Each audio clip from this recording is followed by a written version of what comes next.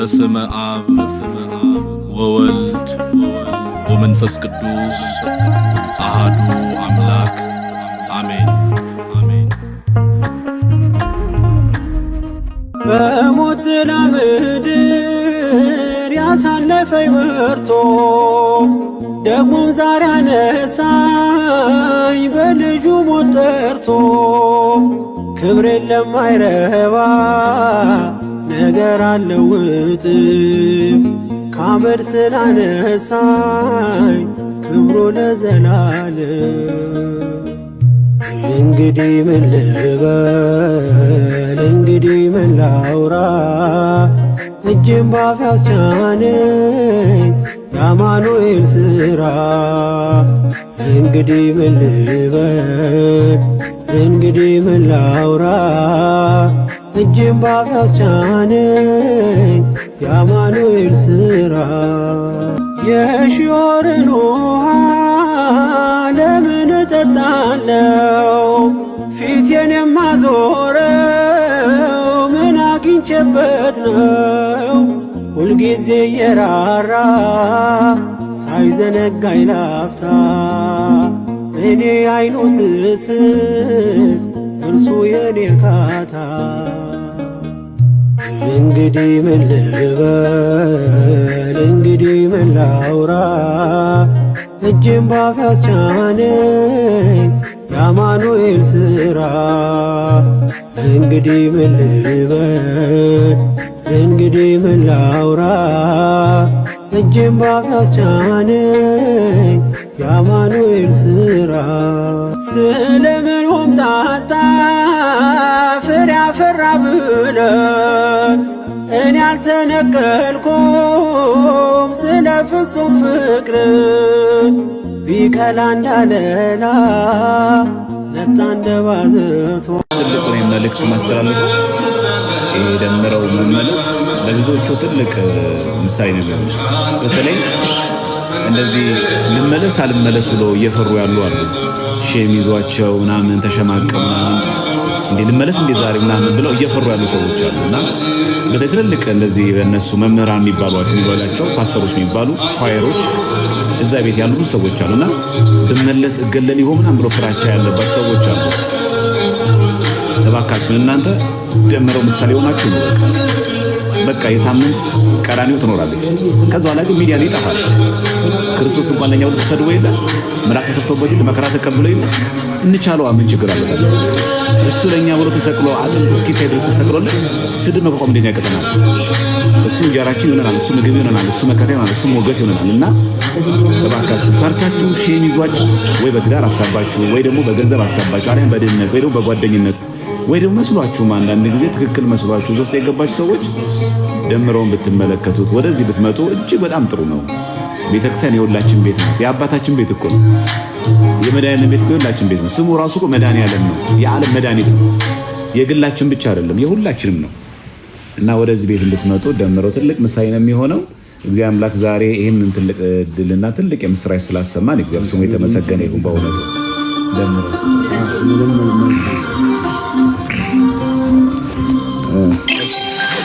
ሰላም ተወዳጆች እንዴት ናችሁ? ሰላም ለእናንተ ይሁን። ሁላችሁም በክርስቶስ ሰላም እላችኋለሁ።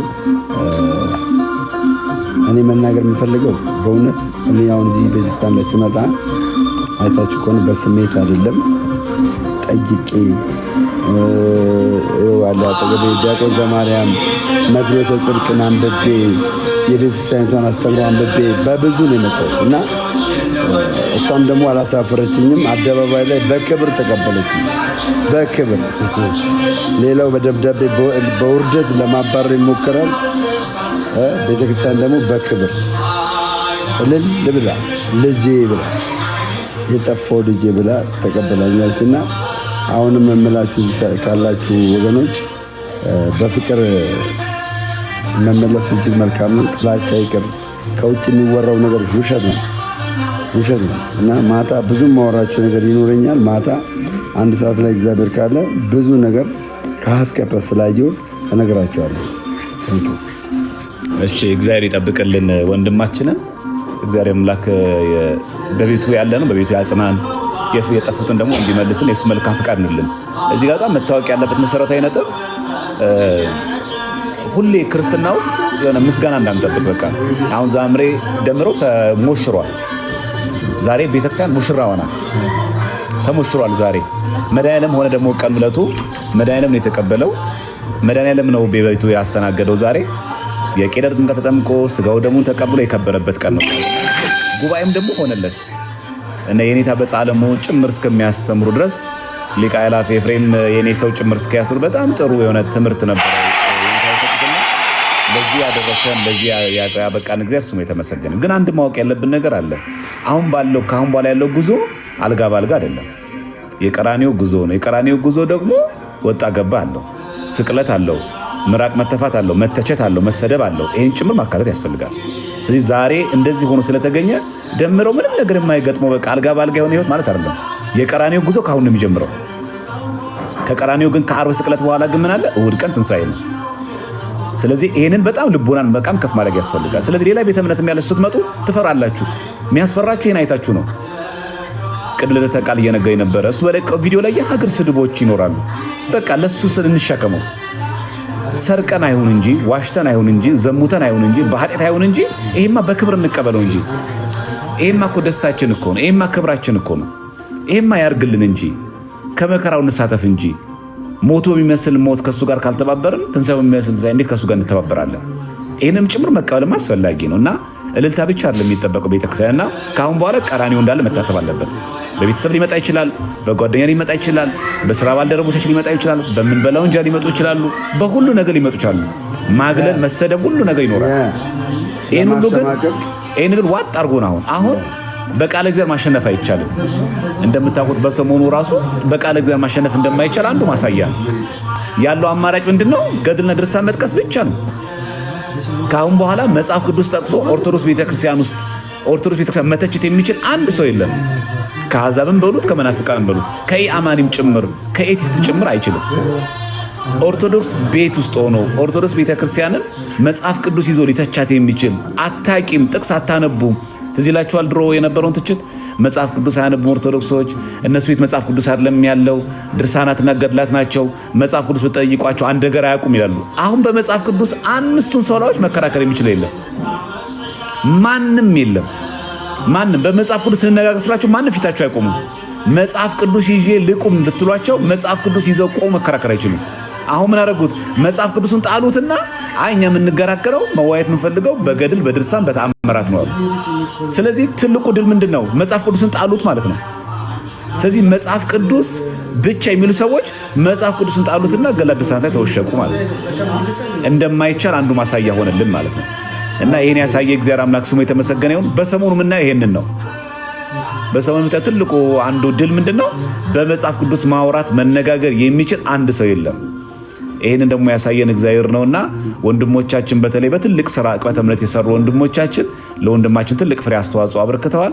እነሱን እግዚአብሔር አምላክ ይጠብቅልን፣ የሁላችን ደግሞ መጨረሻ ያሳምርልን።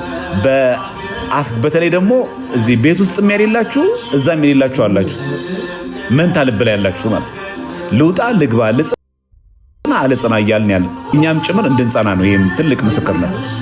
አሁን ግራ የገባ ብዙ ኦርቶዶክስ አለ። ምን ይሻለኛል ልሂድ አልሂድ እያለ ግራ የገባው አለ።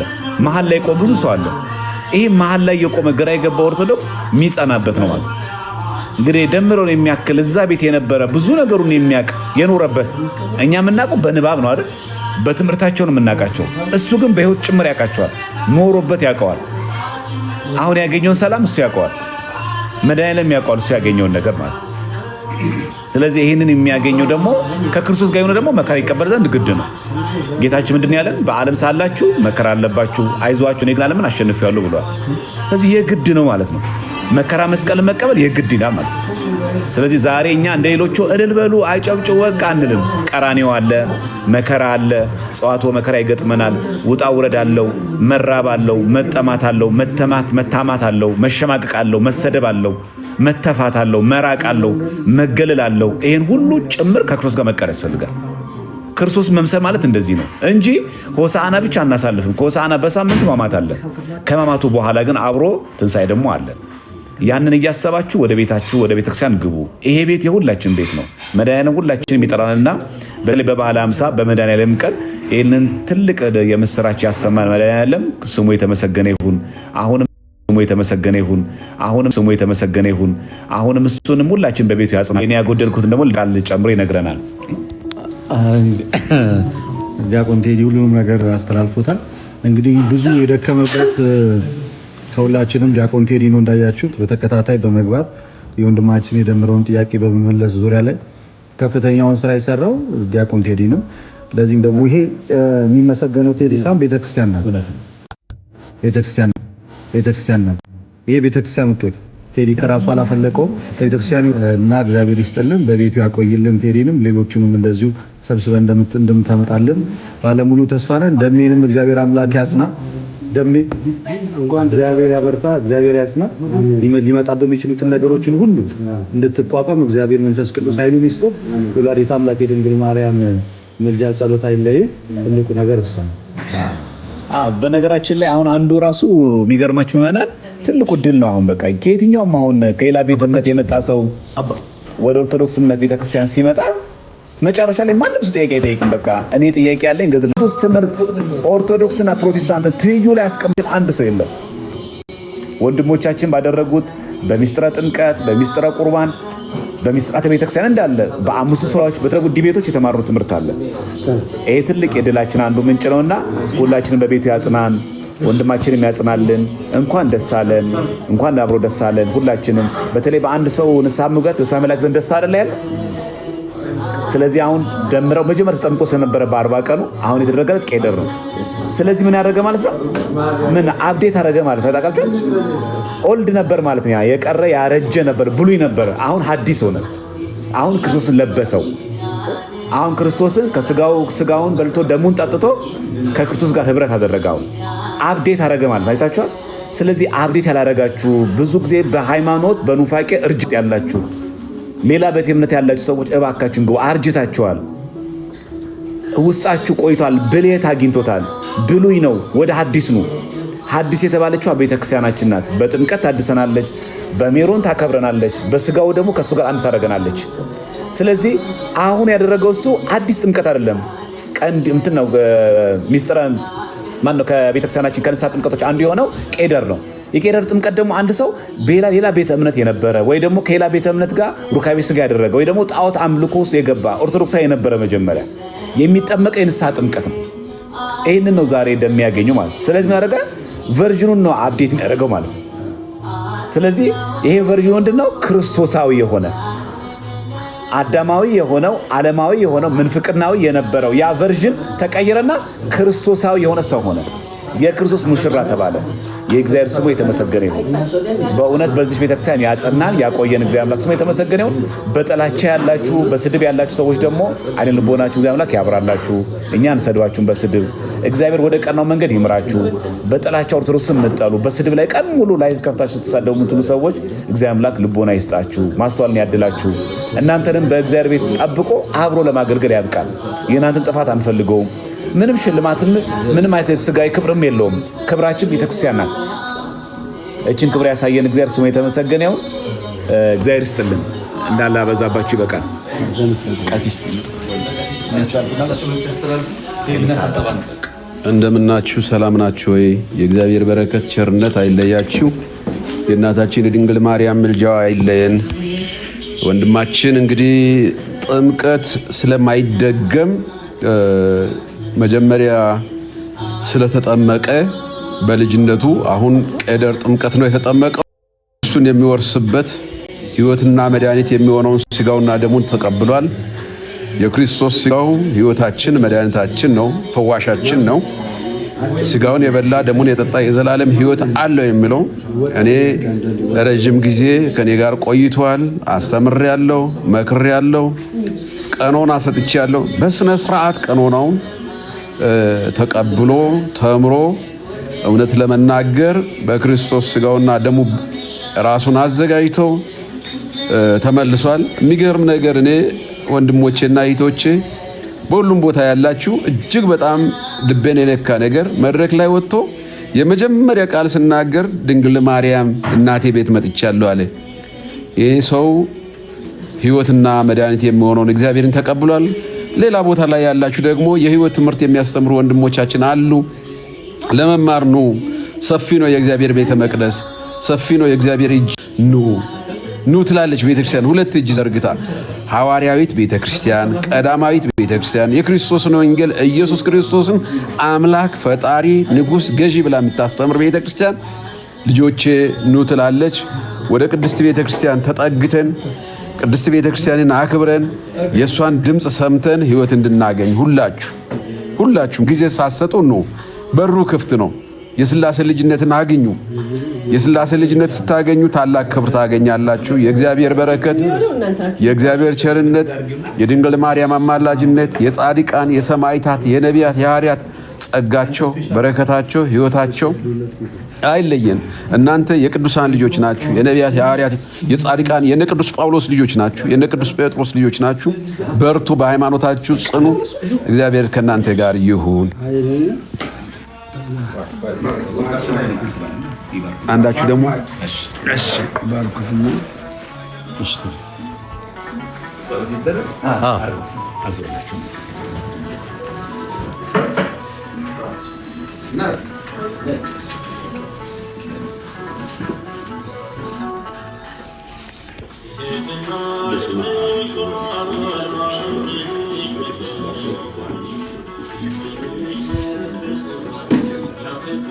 የአባቶቻችን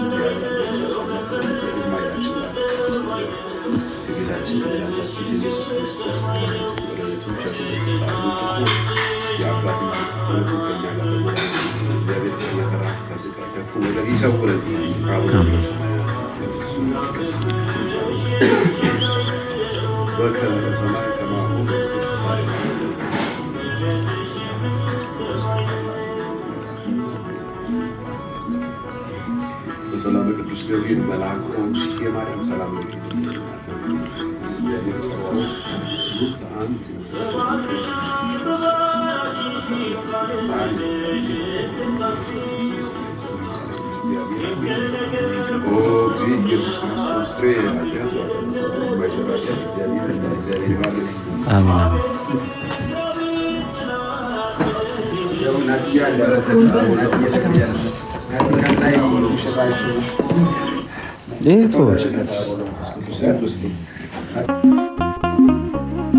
በስመ አብ ወወልድ ወመንፈስ ቅዱስ አሃዱ አምላክ